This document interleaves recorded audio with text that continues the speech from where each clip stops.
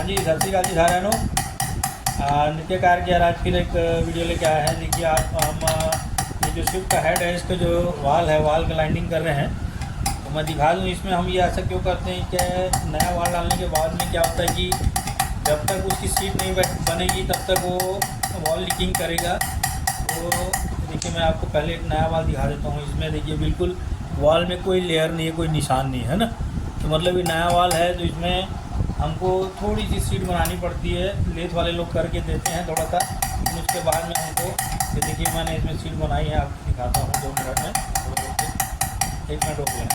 ये देखिए अब ये इसमें मैंने ग्राइंडिंग कर लिया है और आपको दिखाता हूँ इसमें साफ करके जो लेयर आना चाहिए जैसा।